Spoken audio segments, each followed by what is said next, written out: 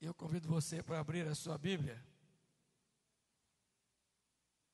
ou melhor, o seu inário, no hino louvor, número 14, vamos ficar de pé.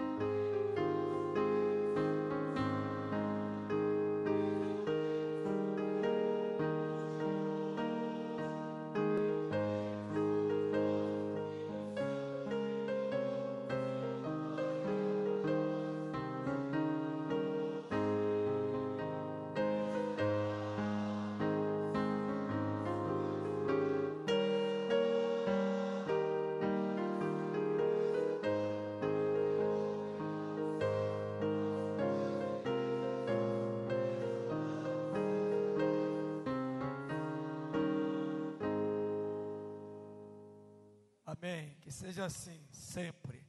Ande de pé, abra sua Bíblia no texto da carta de Paulo aos Efésios, capítulo 5. Nós vamos ler do verso 3 ao verso 21.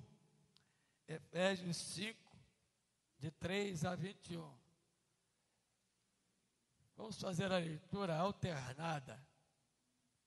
Eu lerei os versículos ímpares e os irmãos os versículos pares. O fruto da luz e as obras das trevas.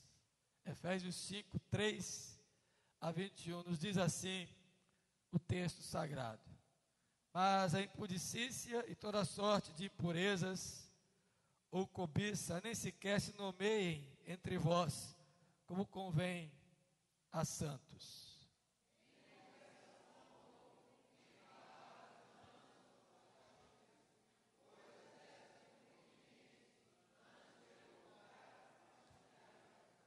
Sabei, pois, isto: nenhum incontinente, ou impuro, ou avarento, que é idólatra, tem herança no reino de Cristo e de Deus.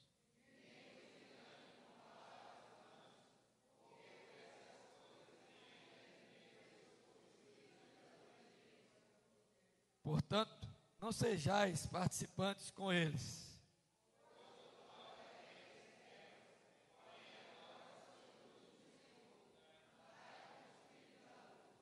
Porque o fruto da luz consiste em toda bondade e justiça e verdade. E não sejais cúmplices nas obras infrutíferas das trevas. Antes, porém, reprovai-as.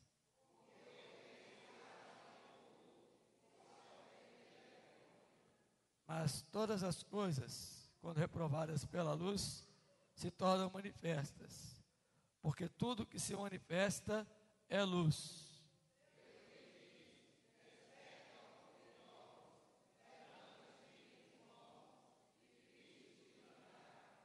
Portanto, vede prudentemente como andais, não como necios, e sim como sábios. Por esta razão, não vos torneis insensatos, mas procurai compreender qual a vontade do Senhor.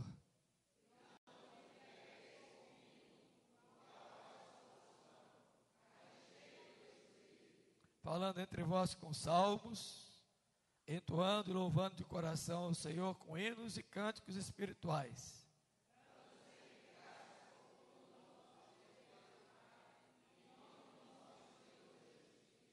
Sujeitando-vos uns aos outros no temor de Cristo. Amém. Leamos mais uma vez, juntos, o verso 19. Falando entre vós com salmos, entoando e louvando de coração o Senhor com hinos e cânticos espirituais. Amém. Podem sentar. O texto é bastante elucidativo e numa linguagem de exortação. O apóstolo Paulo traz aqui um contraste das obras das trevas em relação ao fruto da luz. E diz que quem foi alcançado pela graça de Deus não deve mais andar como os filhos da desobediência. Dentre tantos pontos que o escritor sagrado, o apóstolo Paulo, traz aqui, ele nos chama a um entendimento que não podemos mais viver como mortos, já que fomos alcançados pela vida em Cristo Jesus. Devemos estar acordados, despertados do sono, iluminados por Cristo. Vivemos uma vida vigilante, uma vida atenta, uma vida que nos faça cuidar da maneira como estamos andando. Depois ele diz que este andar deve ser de maneira prudente. A prudência traz o entendimento daquilo que é feito com sabedoria, com cuidado, sabendo até onde podemos ir e evitando o que temos que evitar. E ele vai mais, dizendo que os dias são maus. E não precisa ninguém aqui ser muito estudioso de antropologia ou sociologia para dizer que vivemos hoje dias maus também. Dias difíceis, em todos os níveis. Por isso, não devemos andar de maneira insensata, de maneira impensada. Mas o dever daqueles que foram alcançados pela graça é compreender a vontade de Deus em Cristo Jesus. E quando compreendemos isto, nós vamos entender que o que deve nos tomar, o que deve nos fazer entorpecidos, não é o vinho, não é a bebida, ou qualquer outra coisa que cause torpor, que adormeça a nossa mente, adormeça nossos sentimentos, adormeça a nossa vida, mas sim é entendermos a plenitude do Espírito Santo que habita em nós. Quando isso for entendido, olha o que vai acontecer. Nós vamos falar salmos, nós vamos entoar louvores de coração, nós vamos cantar hinos e cânticos espirituais, sempre louvando a Deus com gratidão no nosso coração. E tudo isso com temor a Deus e sujeição aos outros. Isso reflete uma vida digna da vocação para a qual foi chamada.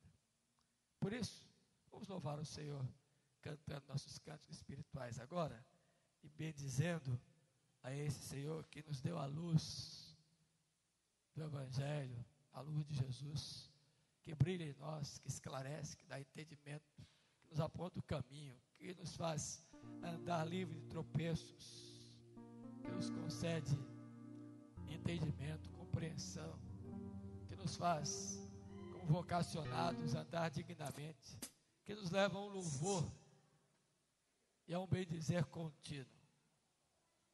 Vamos cantar. Graça e paz. Estava com saudade de todos os irmãos. E lemos agora a palavra de Deus. Sabemos que a palavra de Deus é verdade e que temos que segui-la. Então, por que não fazer isso de pé e cantarmos? Eis a nossa estrela da manhã, Cordeiro Santo que nos trouxe a paz. Em tuas mãos está todo vencer. Resposta a todo aquele que ama. A verdade é tua palavra, que não pode desmentir. Por isso estamos aqui. Te louvamos, ó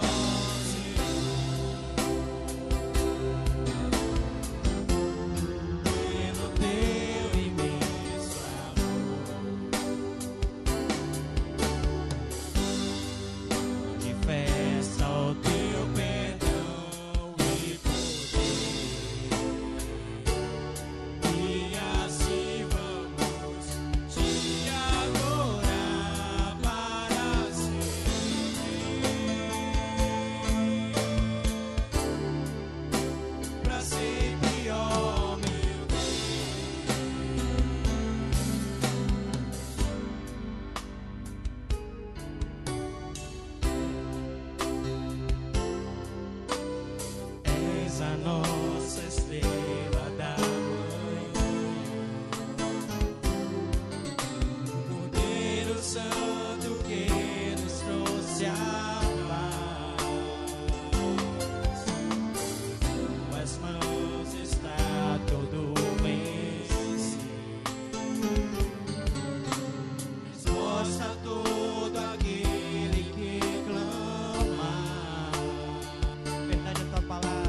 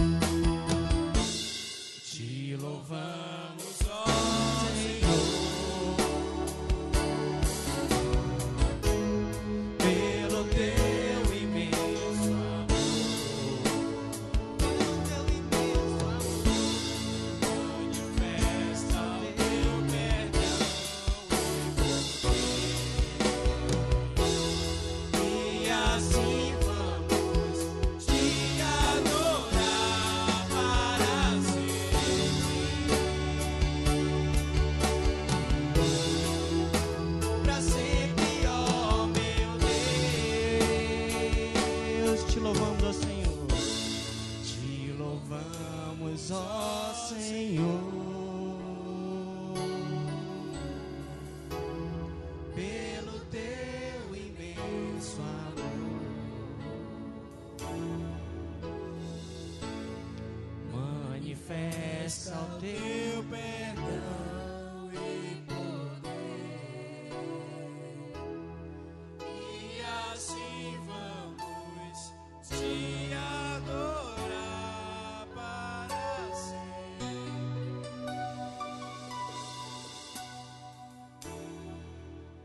Pra sempre, ó meu Deus,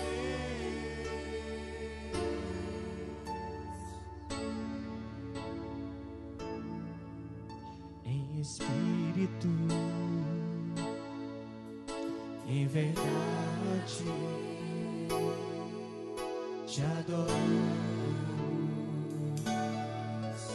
te adoramos.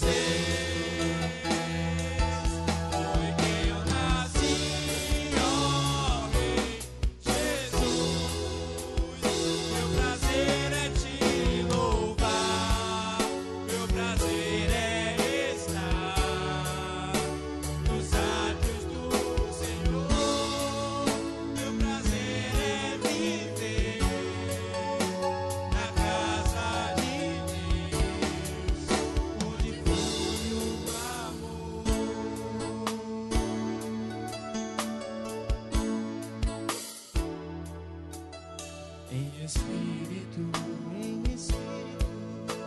verdade, te adoramos,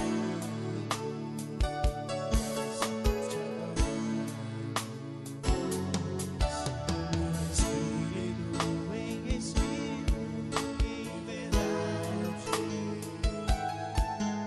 te adoramos, te adoramos.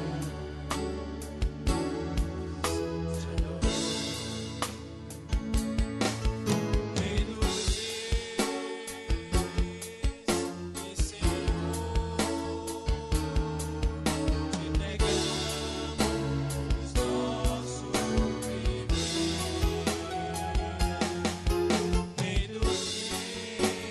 Rei dos reis e Senhor, te entregamos nosso viver. Pra te adorar, ó Rei dos reis, foi que eu nasci, ó Rei Jesus.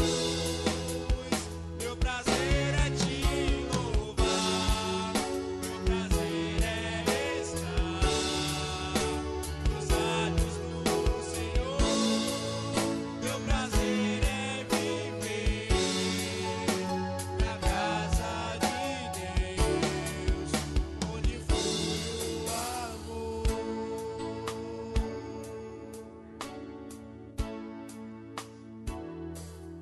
Amém. Ainda de pé, nós vamos orar. Eu queria convidar aqui as crianças da primeira infância e da segunda infância. A primeira infância vai até os 7 anos. A segunda infância, que já é o término e o início da puberdade, vai até os 12. Eu queria orar pelas crianças, pedir a elas que viessem aqui à frente. Hoje é o dia delas, embora a editorial que colocamos no boletim já tenha falado sobre elas, e a mensagem que colocamos também nos anúncios foi abençoando a vida delas. Eu queria orar. Eu falava quinta-feira, enquanto elas chegam, a geração do meu sogro tinha no mínimo 4 filhos. Meus pais tiveram 4. Meu sogro e minha sogra 4. A geração antes deles era de 8 para lá. A minha geração veio com 3. A geração depois de mim com 2. E a dos meus filhos é com 1. Se a gente não cuidar, irmãos, nós não teremos mais criança nas igrejas, filho de crentes, que é só um filho. O povo tem medo de parir. No tempo mais difícil que era antigamente, onde não corria recurso, não tinha nada, o povo tinha mais filho. Hoje que tem tudo, o povo não quer mais filho. Filho é herança do Senhor. Você que é casado, procrie, gente. Vamos encher a igreja de criança. Eu fico pensando nessa mocidade aqui, como vai ser pequenininha. É bíblico, sabia que os puritanos, aí eu acordo com eles. Os puritanos defendem essa tese.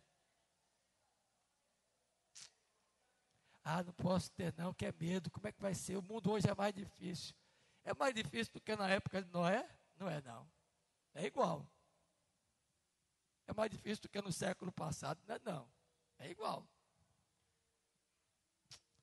Não estou mandando você que não pode mais, não. É quem vai começar a vida, pensa em encher a aljava. Filhos são frutos para abençoar o mundo. Não são nossos, não nos pertencem. São flechas na mão do guerreiro. Quanto mais flecha eu tiver, mais possibilidade de alvos eu vou acertar. Talvez uma ou outra flecha não vá tão precisamente, mas na mão do guerreiro, que é o Senhor, certamente vai ser. Viu, Débora, você que está ouvindo aí? Vamos orar? Fica de pé aqui, garotada, aqui junto de mim, ó. Isso. Pode vir para cá. Olha quanta criança bonita. Senhor, Senhor nosso, Tu és bom. Tua bondade está para além das nuvens. Teu querer e a Tua vontade prevalecem eternamente. O Senhor nos enche de graça e de sabedoria. O Senhor nos dá filhos. Obrigado, Senhor, pela vida de nossos pequeninos, cada um deles. Rogamos a Tua bênção para que eles cresçam na Tua presença. Sejam varões e varoas perfeitos, perfeitas, em Tuas mãos para abençoar o mundo. Dá sabedoria aos pais para educá-los em Teus caminhos. E faz brotar uma geração bendita desses pequeninos, ó Pai. Abençoa cada um deles. É a nossa oração. Agradecido pela vida desses que aqui estão. Esperando que o Senhor envie mais. Para a glória do Teu nome, em nome de Jesus. Amém. Deus abençoe. Pode sentar, viu?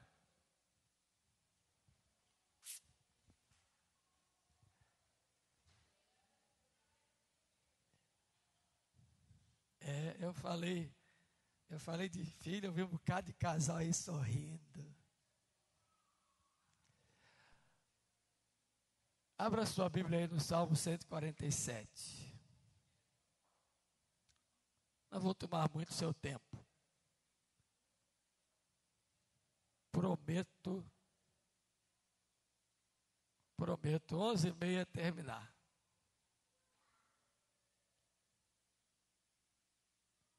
Salmo 147. Mesmo assentado. O que é isso aqui? A arca de Noé. Elas vão cantar, é? Pensei que é para encher a arca. 147. Acompanhe a leitura aí. Depois mantenha a sua Bíblia aberta, tá bom? Louvai ao Senhor, porque é bom e amável cantar louvores ao nosso Deus. Fica-lhe bem o cântico de louvor. O Senhor edifica Jerusalém e congrega os dispersos de Israel. Sara-os de coração quebrantado e lhes pensa as feridas. Conta o número das estrelas, chamando-as todas pelo seu nome. Grande é o Senhor nosso Deus e muito poderoso. O seu entendimento não se pode medir. O Senhor ampara os humildes e dá com os ímpios em terra. Cantai ao Senhor com ações de graças, entoai louvores ao som da harpa ao nosso Deus, que cobre de nuvens os céus, prepara a chuva para a terra, faz brotar nos montes a erva e dá o alimento aos animais e aos filhos dos corvos quando clamam. Não faz caso da força do cavalo, nem se compraz nos músculos do guerreiro. Agrada-se o Senhor dos que o temem e dos que esperam na sua misericórdia. Louva Jerusalém ao Senhor, louva Sião ao teu Deus, pois ele reforçou as trancas das tuas portas e abençoou os teus filhos dentro de ti. Estabeleceu a paz nas tuas fronteiras e te farta com o melhor do trigo. Ele envia as suas ordens à terra e sua palavra corre velozmente. Dá a neve como lã e espalha a geada como cinza. Ele arroja o seu gelo em migalhas. Quem resiste ao seu frio? Manda a sua palavra e o derrete. Faz soprar o vento e as águas correm. Mostra a sua palavra a Jacó, as suas leis e os seus preceitos a Israel. Não faz assim a nenhuma outra nação. Todas ignoram os seus preceitos. Aleluia. Amém. Os irmãos sabem que este mês, final do mês passado, esse mês, estamos falando desses salmos de louvores. Já vimos o Salmo 144, há 3 domingos atrás, quando dissemos que aquele salmo é um cântico de um rei que bem governa, entoa um cântico de louvor ao Senhor. E na oportunidade, nós falamos que, como povo, como nação, precisamos de reis assim. No Salmo 145, nós vimos, na semana retrasada, os louvores de um rei. E a exaltação que esse rei faz ao Rei dos Reis. O engrandecimento que o rei dá àquele que reina e reina eternamente. E no domingo passado nós vimos o Salmo 146, que trata do louvor que o rei dá ao Criador que reina, soberanamente domina e governa sobre tudo e sobre todos. Se você não lembrava das últimas mensagens dominicais, você teve agora um resumo delas desde o Salmo 144. Hoje, eu quero pensar aqui no Salmo 147 sobre o louvor que nós devemos prestar àquele que reina. Por isso devemos pôr o nosso olhar naquele que habita nas alturas. O Salmo 147, como o título bem colocou aí o tradutor, é o louvor ao Deus Todo-Poderoso. E esse título poderia ser muito bem empregado, louvor ao Deus Todo-Poderoso, que habita como rei nas alturas, para quem devemos olhar. A intenção do salmista aqui nessa poesia de louvor ao Senhor é justamente uma entoação de um hino de gratidão, de um hino de louvor a um Deus que cuida de nós, a um Deus que tem toda a atenção por aqueles que são humildes, por aqueles que se prostram, por aqueles que se rendem, por aqueles que se curvam diante dele. O Salmo 147 tem, em suma, esta mensagem. E é interessante que algumas coisas a gente pode pensar aqui desse salmo. E há uma divisão muito própria nele, que nos ajuda a entender a oração e o cântico de louvor que o salmista traz aqui. Nos versículos 1 a 11, que é a primeira divisão desse salmo, aqui uma exortação, um chamado, uma convocação para que o povo de Deus venha louvá-lo, engrandecê-lo por causa das suas muitas misericórdias e por causa do seu cuidado contínuo. Os 11 primeiros versículos do Salmo 147 têm esta mensagem. Somos convocados a louvar, a bendizer a Deus, porque Ele é rico em misericórdias, porque Ele é um Deus que cuida de nós. Embora esteja entronizado em majestade e glória, embora reine acima de todo o trono, Ele se importa com os humildes. Ele assiste a esses que dele dependem. Deixe-me abrir aqui um parêntese. Se tem uma coisa que me causa ojeriza, asco, repugnação, náuseas, enjoo, tem mais adjetivo aí? É ver campanha política na televisão.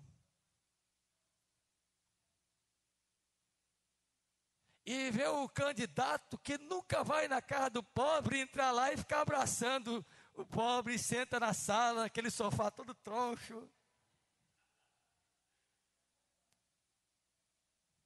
Vão governar para os pobres. Aí visita, entra de casa. Ô, mentira deslavada. Jamais deixe o seu palácio. Agora, na época da campanha, vai nas palafitas, entra nas favelas. Quando chega em casa, toma um banho com álcool e água sanitária. Em regra, é assim que eles fazem.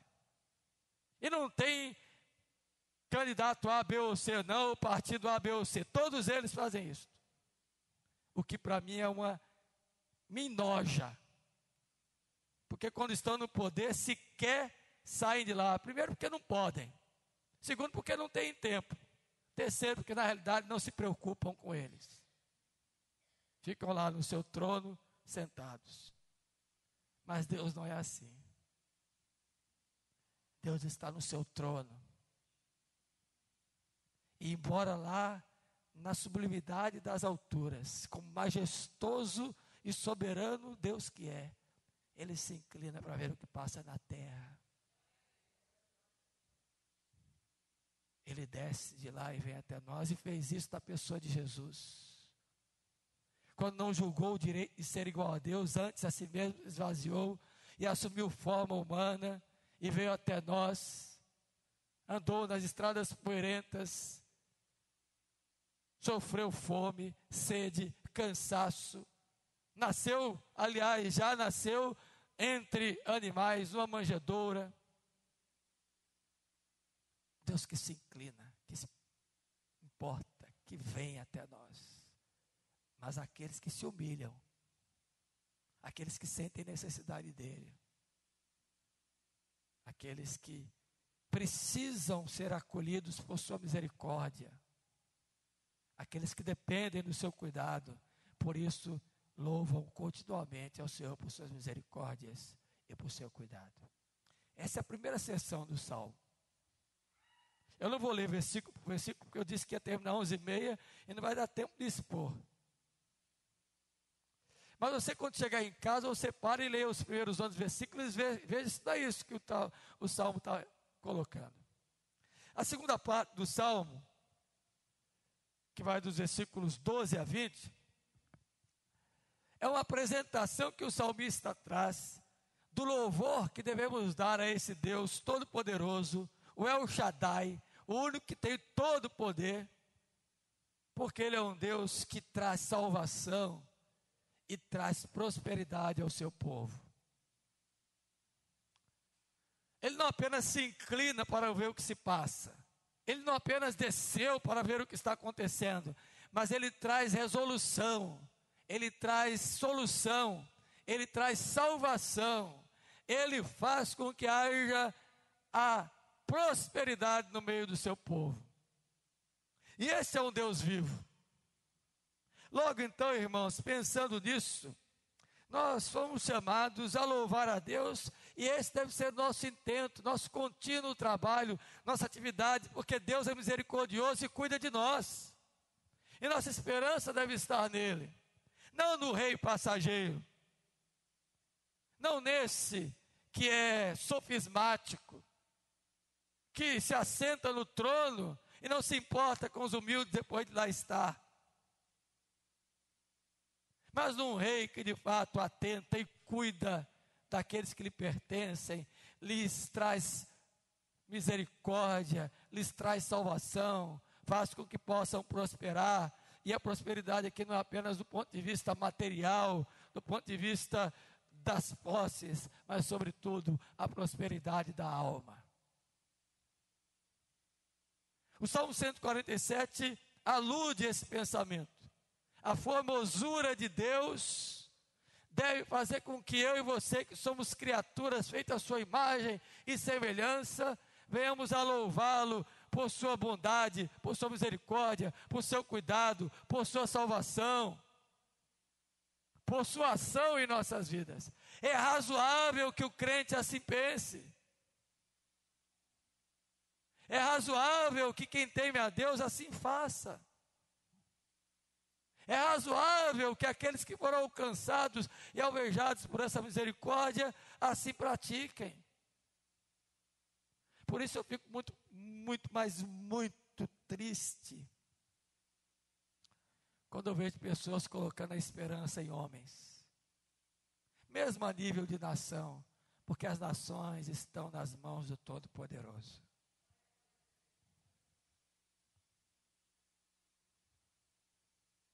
Nós devemos inclinarmos-nos para o Senhor. Nessa série de salmos falando sobre o rei, é esse o entendimento que o Salmo 147 quer nos trazer.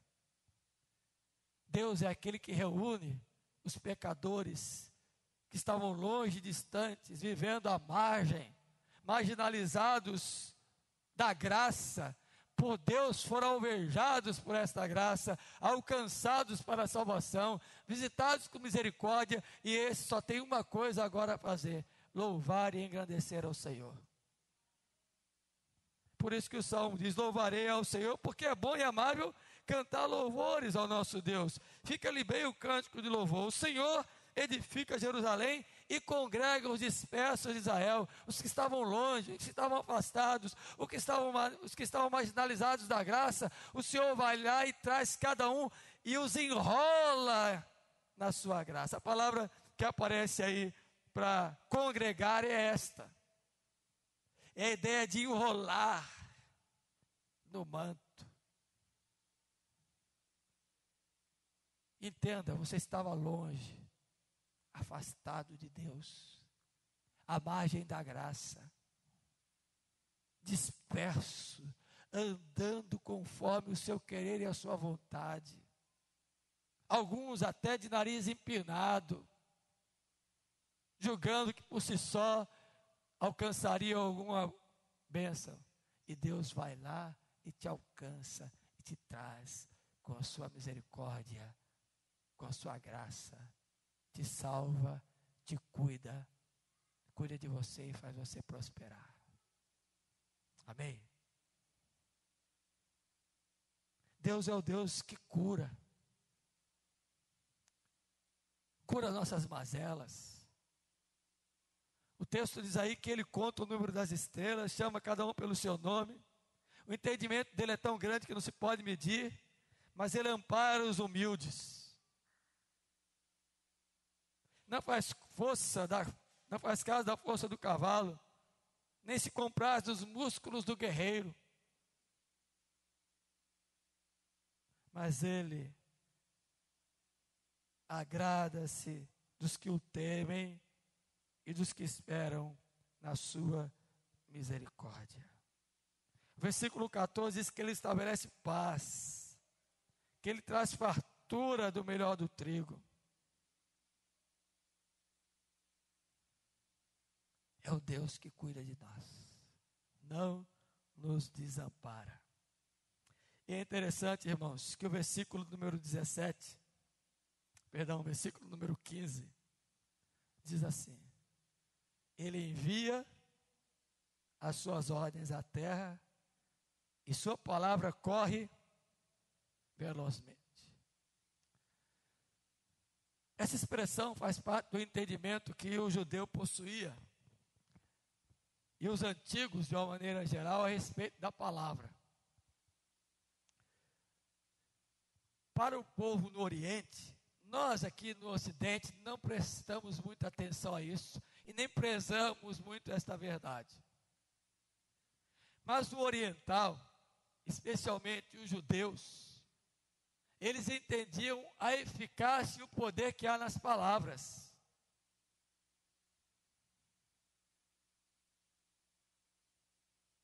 Nós aqui no Ocidente, nós brasileiros, a gente diz coisa aí, ó, e nem imagina o que isso pode causar. Nós não valorizamos a palavra. Nós não damos o devido valor àquilo que nós pronunciamos. Por isso, talvez, que o profeta Gil Vicente, certa ocasião, escreveu dizendo que há 4 coisas que não voltam: uma pedra lançada ao rio, o tempo, a oportunidade e uma palavra dita. Depois que disse, meu irmão, como diz lá no Rio de Janeiro, babau, já era. Saiu, não volta mais. E eles entendiam que o poder da palavra era este. Resultava lá na frente algo tremendo. E a palavra poderia servir de bênção ou de maldição, de salvação ou de condenação. É por isso que determinadas palavras que nós dizemos, quando bem ditas, afagam o coração de alguém que ouve, produzem efeito positivo naquele que ouviu. Mas há outras palavras que não precisam nem ser muito duras, bastam ser palavras mal colocadas, ferem, machucam, desmontam, quebram, desabam, desmantelam a emoção, o psique, a vida, a estrutura da pessoa. E não é à toa que alguns casamentos já se foram para o espaço. Não é à toa que algumas amizades já se extinguiram. Não é à toa que alguns relacionamentos já acabaram, às vezes por causa de uma palavra. Esse é o entendimento que o versículo 15 nos dá, que o Senhor envia a sua palavra velozmente, e ela corre com poder toda a terra, e realiza o fim para o qual ela foi designada. A ação da palavra de Deus, ela tanto abençoa, como traz maldição. Abençoa os que obedecem, e amaldiçoa os que a recusam. E essa palavra é tão poderosa, que quando pronunciada, produz salvação aos humildes, produz ajuda aos humildes, produz prosperidade aos humildes, mas desmantela, despedaça, arrebenta com aqueles que não se prostram, com aqueles que não se rendem, com aqueles que não se curvam diante do Rei dos Reis. A palavra dele corre velozmente. E olha a figura que ele traz aí sobre essa velocidade da palavra. Ela é tão poderosa que faz com que a neve enche a terra e vire como se fosse lã. Ou mesmo que espalhe a geada como cinza. Quem já ficou numa fogueira na época de junho, depois que o fogo apaga e vem uma ventania com aquelas cinzas? Você já notou? Fica tudo com fuligem, hein, Edson? E não dá para você limpar, deixa parar, que depois que parar você limpa. A palavra de Deus é assim, ela espalha. Ao mesmo tempo que ajunta, espalha. E mais, ele arroja o zelo em migalhas. Ele faz com que os icebergs cresçam, com que as geleiras aumentem. Mas embora sejam esta montanha poderosa de gelo, que ninguém pode resistir, vai de sunga lá para o Polo Norte. Vai tomar banho lá no Oceano Ártico, de biquíni. Ninguém aguenta o frio. Mas essa mesma palavra que faz isto,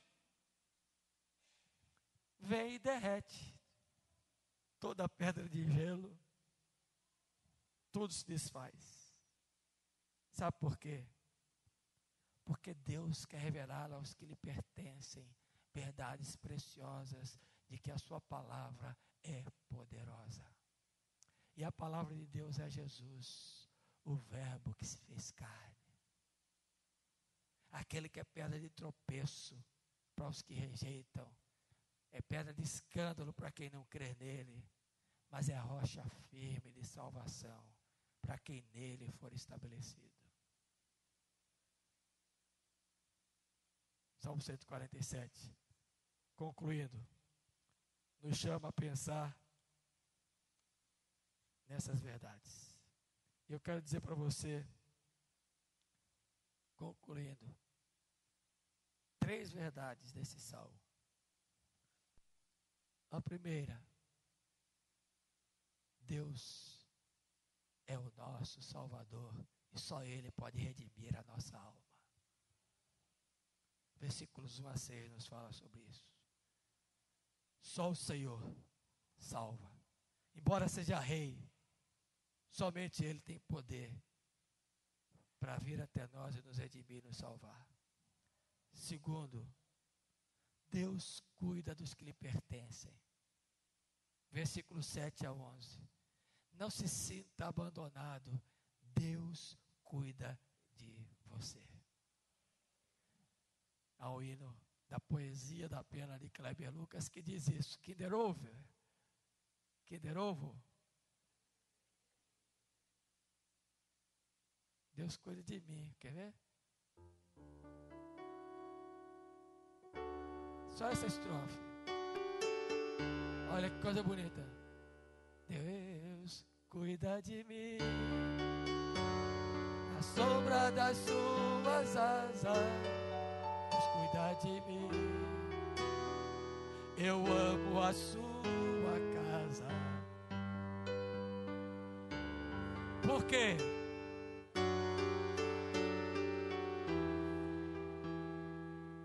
Deus cuida de mim. Que maravilha. Os versículos 7 a 11 nos mostra isso. Deus cuida de nós.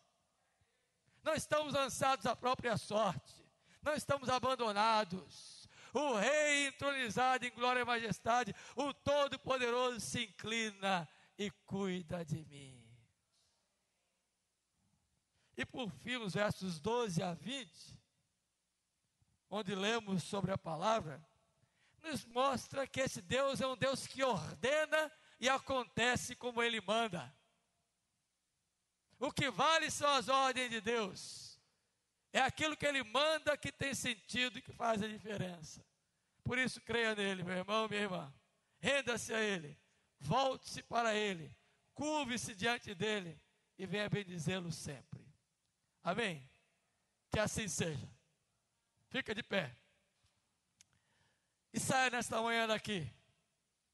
Próximo domingo, Salmo 148. Já pode ler em sua casa. Vamos ver outra atitude de louvor do Rei. Você pode resumir em 3 palavras aí o Salmo 147?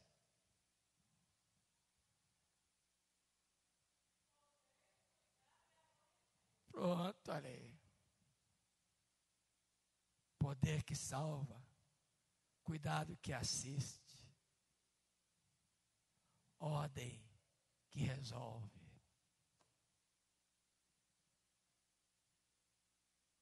Que Deus nos abençoe. Vamos orar? Thales, ora para nós, por favor, diácono. Senhor Deus e Pai, te damos graça porque podemos nessa manhã escutar da Tua palavra, aprender mais de Ti, entender o cuidado que Tu tens conosco, Senhor.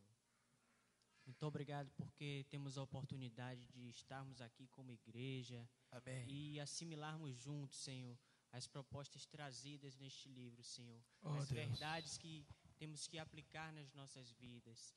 As coisas preciosas que podemos guardar, não somente para nós, mas para também pregar a outros, para trazer também a outros esta felicidade. Amém. Que tende a nos transbordar, tende a nos fazer cada vez mais felizes Oh, quando Deus. estamos diante de Ti, quando estamos diante da Tua presença. Agora, quero te pedir também que nos leve para casa em segurança, nos dê uma tarde na Tua presença, Amém. que possamos à noite também estarmos novamente aqui para Te louvar, Te adorar, Deus, bendizer Teu santo nome. Amém. É o que Te pedimos e agradecemos em nome de Jesus. Amém. E que agora a graça de Jesus, Salvador nosso, o amor de Deus, bondoso e misericordioso Deus, e toda a ação do Espírito Santo, de orientação, de consolo e de conforto, do Deus em nós, que cuida de nós, repouse sobre vós, irmãos, aqui reunidos nesta manhã, nesse lugar, sobre todo o povo de Deus, espalhado pela face da terra, hoje e sempre. Amém.